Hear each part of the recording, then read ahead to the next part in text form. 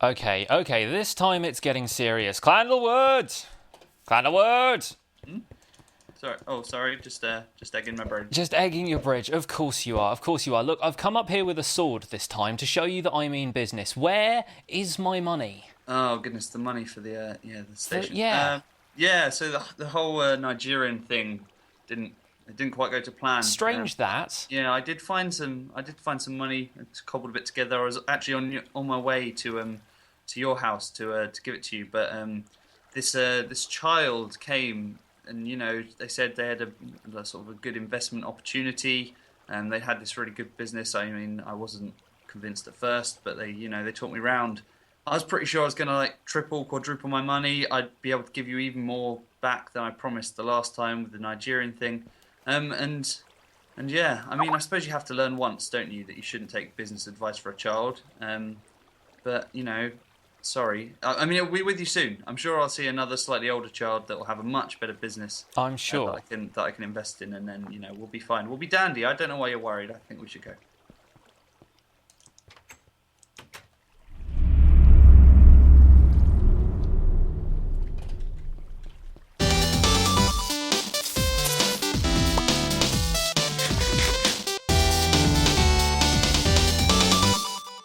Hello everyone, my name is Pixlriffs. Welcome back to Decidedly Vanilla. Just going to quickly address something that's been put in my house. B-Ran left me a present of 3 water-breathing potions. Thank you very much, B-Ran. He's also left this incredibly sarcastic sign. But yeah, I know that I can build underwater using water-breathing potions, and a few people mentioned that in the comments of my last episode, and I was considering doing it, but then I just thought I would end up breathing. I would end up breathing. That's one of the things I would end up doing, which is probably better than not breathing, to be honest, but it's easy enough just to brew up night vision potions so you can see and then just do the torch thing. That's what I was doing pretty much the whole time, or I left a kind of air bubble underneath the sort of overhang of the church I was building, and it kind of works okay that way, and it would just mean gathering another set of ingredients. I'm lazy, is basically what I'm saying. I'm totally lazy. So thank you very much for those potions. I will use them well. In the meantime, I'm going to do you a favour by killing this zombie who's outside of your shop, assuming he's not the delivery man delivering the monster bits to Frank, but I will probably end up leaving the zombie flesh in here for you, just in case that can be of use to you when trading with this fine fella here. How you doing, Frank? Good to see you. Always a pleasure. Now, I have lit up this side of the Nether portal here and here because it was spawning monsters and they were wandering into the Nether portal, and I really wish I'd got it on camera the other day. I came through this portal and on the other side of it there were about 3 creepers, 4 zombies, an enderman who was like walking around the Nether hub in a state of confusion. And yeah, one of the creepers blew me up right about here. Well, it didn't blow me up. It blew up as I was running away, going, no. And it blew up a whole section of the hub around here, and I had to replace the stairs and the floor and stuff. So I think what they've been doing is spawning by the Nether portal in the dark spaces and just kind of wandering through. And so, yeah, all of the overworld mobs ended up in the Nether, and I walked through to absolute chaos. And I really wish that I had got it on camera because it was really, really funny and slightly scary at the time. But anyway, today I'm going to head over to spawn, and this might be a really long project. So if you see part 1 in the title of this video, which I think you probably will, then you know why. But I've been commissioned by Cookie Monster, as you saw in last Friday's episode, to build a temple over at his base, and his base is actually over that way. I always get turned around. Every time I come through here, I think Cherry Patch is off to the right, and that's the left. Cherry Patch is off to the right. No, I always think Cherry Patch is off to the left that way, and that's actually, if you read the sign, the way to Freehaven, and the banner hall is kind of over there. And then if you go over this way, this is the way to Bear's Watch, which is Cherry Patch's town on the server, and this way is how you get to Cookie Monster's place. So There are a few different directions, but I always get turned around. I always think when I come out of that portal, I'm facing the wrong way. But Cookie's place, as you saw last time, has grown quite sizable, and so I want to do a build over here, as he's commissioned me to do this temple, that's going to be of a decent kind of size. So I've been collecting a lot of wool. You'll notice I have about 3.5 stacks of blue wool in my inventory, and of course it's got to be blue wool because we're dealing with the cookie monster here. There's a few cows around here which I might have to scrounge for food, unless I can corral them and breed them or something. I don't know. Anyway, I noticed when I was watching the footage back, when I was editing my last episode, I didn't even notice it at the time, that he's built the house from my medieval house tutorial. It's not that one. That's not the one I'm talking about. You'll see it when we get a little bit closer. But yeah, I shot a creeper through the window of a house and didn't even recognise it was that one. It was the one I'd actually built myself in the recent tutorial video I did. So that's kind of cool. He's done his own kind of touches to it. He's grown some leaves up the side. He's included different colour windows. But yeah, he's also made this reservoir. I assume this is him that's made it because it's kind of close to his place. And I really like the idea of this, having this whole kind of section that's completely flooded. You've got water kind of running down from there into here, and either side of that is just a river that's way, way further down. So it's actually like he's created a natural reservoir. And oh, is there a villager living in here? I guess that's the priest. Hello. I think he may even have been there last time around, but obviously somebody's been killing spiders around here. And there are a ton of cats and dogs, so he's been around since I was last here. Anyway, I got myself a ton of blue wool last night. Yeah, the stuff in my inventory was only the beginning. And he's given me a bunch of quartz, and I was putting together some ideas for it, and I thought that blue and quartz went really well together when I was mucking around with it in creative. So what I was thinking of doing was turning a bunch of this quartz into stairs and slabs and stuff. I'll mock up the entrance for this off camera, and then I'll bring you guys back when I can show you what I've done, and we'll continue with the rest of the structure. And here we are, folks. Welcome back. I really like this design. It's so kind of simple. I'm only using blue wool and quartz, and I guess the variations on quartz blocks give it a little bit of texture, but that up there, I'll try and get up to the top of this tree so you can see it a little bit better. But up there is kind of filled in with blue wool as well. Let's hop up there with this ender pearl real quick, and I can probably break a couple of these leaves. I might have to move this tree farm at some point, so hopefully Cookie doesn't mind that. But yeah, in there, oh, acacia sapling. I will keep that for later.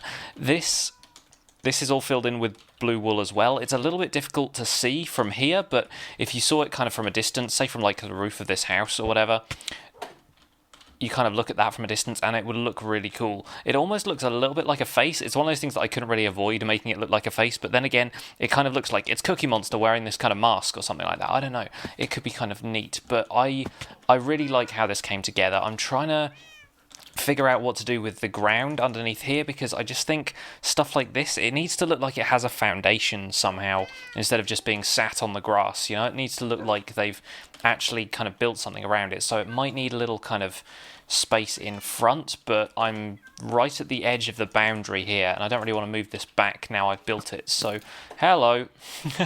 Already being attacked on the temple steps. Time to defend the temple, and now I'm on fire. That's fine. I've got a bucket of water here somewhere. Oh, and I'm going to go out anyway. Never mind. Just flaming arrows left around the place. Lovely. Again, really, really happy that flaming arrows don't set fire to wall blocks right now. But I got a flame bow from that, so hey, not bad. Anyway, this is going to be the temple entrance. The back looks pretty cool as well. I'm not entirely sure what I want to do about lighting. When it comes to temples, I feel like torch lighting is not such a bad option. Normally, I would kind of dismiss it on aesthetic grounds because torches are just kind of used everywhere, but you never know. I might do something with glowstone, might do something with perhaps redstone lamps. It just depends what blends in with the environment a little bit more. This is slightly expanded from what I had in creative as well. These walls coming out around here are something that I've just kind of freestyled now, and I like it quite a lot. I'm thinking maybe we'll keep it like that, maybe we'll raise it up a little bit higher, but there needs to be kind of an internal bit behind that. There needs to be kind of a structure behind there that I can use to build out and back, because this is going to go all the way back here, and I'm assuming that this is like the upper limits of the height of the build, and then I can just carve out a section of this hill here, because he seems to have flattened most of the terrain around here that he's used for building some other stuff. So yeah, it's gonna be difficult to compete with something like this, because this is a really nice looking structure. So I will see what I can do about making this a little bit taller, a little bit longer, and a little bit impressive. But yeah, I'm really happy with the facade so far. like I said, this is probably going to be part 1 of 2 or maybe 3, who knows. But yeah, I will do a little bit more work on this today, and you guys will get to see a little bit more of that in a second. So I am halfway through my second cup of tea, and this might just be one of my favourite things I've ever built. It's really cool. I just I don't know how to get past this, and obviously like I'm being very like egocentric here and being like, oh, look at the cool stuff I can build. But you know what? Sometimes you just got to be proud of something, and this is kind of, I've been getting into big building lately, and it's not something that I really had much of a chance to try out before, but then I've done stuff like the library, I've done stuff like the courthouse over in Freehaven, and now this. And this is only really the start. It's going to be bigger than this, and Cookie also specified that he wants it to have like above and below ground kind of areas, so it's got to be long, it's got to be tall, and it's got to be deep as well. So kind of interested to see what we can do. Maybe I can get the outside of this done today and then work on the inside kind of structure of it in the next video. That might be better, because this has only really taken me about 90 minutes total, if that. I can't remember exactly when I started recording, maybe a little bit less, maybe about an hour. And it's like tricky little block placement kind of stuff, but as long as you make it symmetrical, it turns out pretty cool. And yeah, mainly I've not really done a huge amount of trial and error with this. It's just been getting everything kind of crafted and put in place, and it's looking really nice. I quite like it. I do kind of wish it blended with the rest of the buildings around here a little bit more stylistically, but then you've got giant kind of medieval stone pillar kind of incredible archway next to very, very colourful house next to plain medieval kind of thing. So I think it's going to be okay if it just kind of sits here like this. And obviously there's going to be kind of pathway and stuff around it, and we'll do something a little bit more decorative around the outside. But yeah, really happy with this so far.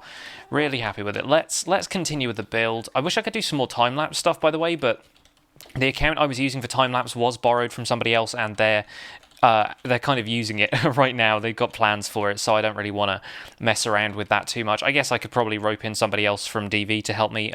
Kane has said that he could help me do time-lapse footage at some point in future, but right now it's kind of early in the morning and I don't want to bother him. So I'm going to continue with this build off camera, and you guys will see it when it's a little bit more further along. So here's where we're at so far. I've got 3 kind of distinct sections of the outside now. I've got this first bit, which is kind of going to be like the foyer, and then we've got a central kind of section here, which is the widest, I think, so far. I haven't really been counting that much, but there you go. And then the last section here is kind of like, this is like, imagine it's like a bug where they've got those distinct sections. If you learn about that in school, you always learn that there's like a head, and there's an abdomen, and then there's a thorax. That's kind of how I've been thinking of this. So this front bit is the head, middle bit is the abdomen, and this is the butt. This is the thorax. And right now it's just about coming up to that kind of redstone block limit where Cookie wants the build to end, and he's just actually logged out with a bunch of his animals just on this cliff top. Hello, creeper, better dispose of you before you cause us any trouble. And so I'm doing this wall, and I realized I'm going to start like digging out where these cats and dogs and stuff are, so I'm going to have to stop on this side until Cookie gets back on and can move them for me, because I don't want to have to like dig out underneath them and then have the cat like fall down onto a section of the, the blocks underneath or something. But I can't move them because he's the one who owns them. You can't unsit animals that aren't yours in this game, so that's going to be a problem. But anyway, this is coming along really well. I'm really happy with it so far. Amazing that I've only used 3 different types of material in this so far, and the third is really minimal. It's just that glass in there. Blue and yellow are opposites on the colour wheel. They're fantastic for contrast. And I think they're opposites anyway, unless it's like purple and yellow that are opposites. But anyway, they have a fantastic contrast, and I think that actually fits in really well. I was going to use these gold blocks in here somewhere as well, because blue and gold just looks absolutely beautiful together. So I'll definitely have a way of getting those in for sure. Like if you want to do a similar kind of colour palette but with a different set of materials, try using sandstone with a lapis block accent, and that always comes up with some fantastic looking builds. Anyway, this is where we're at so far. I got about halfway through this, and then remembered that Cookie uses a texture pack, and my heart just went, oh, am I going to have to do all of this again? Is it not going to look good? Because he specified quartz, and he'd given me a ton of quartz to work with, but I hadn't taken a look at what the wool looked like in the texture pack, so I'm going to quickly show you what that looks like. It's actually really good. It doesn't look bad at all. It looks pretty nice.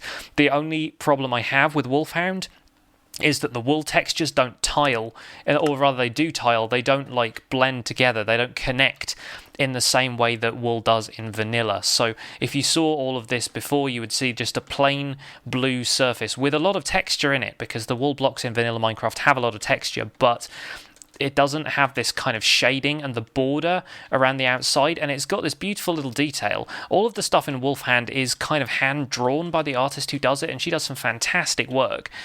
The quartz looks really cool. They've all got these different kind of animal designs on. Like if I show you the lapis and the gold, you'll see that they have these really neat animal designs, which makes them decorative in another way, makes them kind of special if you're using them as decorative blocks when they're so valuable as blocks, so they kind of have to be beautiful in that way.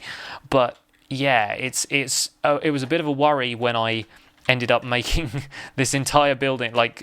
I got pretty much as far as like halfway down the abdomen, if you want to keep using that term, and I realised that, yeah, I hadn't checked this out in the texture pack yet. I think the glass looks really good. It's so much easier to do stained glass windows and stuff when you have a texture pack with that kind of window detail in. A standard fantasy texture pack, something like Sphax or Doku Craft, I think, has that kind of design in it already. So if you want to achieve that effect in your own worlds, there are definitely a lot of texture packs out there that will do it without changing stuff so radically from the vanilla texture set. In particular, this house, which if you look at this in vanilla, I think I mentioned it earlier, it looks a little bit strange in terms of like its color choices, but then if you see it in Wolfhound, it makes a lot more sense when you look at it's kind of like I think this is acacia wood right here. It's got this nice kind of red tone that is way different from the orange it has in vanilla, and that blends really nicely with the birch that he's used for the rest of the house, and then with that purple and stuff. And obviously the red windows look great in any case, but that's not the kind of color combination I would have expected to find in vanilla. So it's kind of cool that you can do that in a different texture pack, and is why it looks so different. This still looks fantastic because that's a really, really nice build. But yeah, it's coming along, this, so far. I've had to do a fair bit of digging and replace the tree farm. Cookie helped me build that. Said, if you need to ask anything about the build, poke me on Skype. So I might have to ask him if he can move his cats, just in case he isn't planning on logging back in right now. But yeah, we will get the rest of this done. I'm pretty sure we will get this finished and out to you guys today. Just going to take a look at the redstone blocks as well, because I haven't looked at these yet. That's kind of creepy looking. It's kind of like I guess that's a griffin or something like that. Anyway, on with the build, folks. On with the build. I will see you when this is all done and dusted. Well, folks, it's taken me a decent chunk of today, but the Temple of the Order of the Cookie is complete. And my gosh, I know I say this every single video when I build something this big, but I never want to build anything with a roof ever again. This still isn't quite done. I still want to add a couple of the white accents to the main part of the roof over here, because it's got this kind of dome-shaped bit over here, and I'm still terrible at domes because I never build regularly shaped buildings. They've always got one curved end and then the other end has to do something completely different. Let's take the crafting table off the back of here. Let's be professional about this, shall we? But yeah, I'm really happy with the way this has gone. The dome is a little bit wonky, I will be honest with you. I'm not going to look at it too much because all of the quartz stuff all over it. I wanted to include something so it wasn't just blue, but it just misshapes the dome a little bit.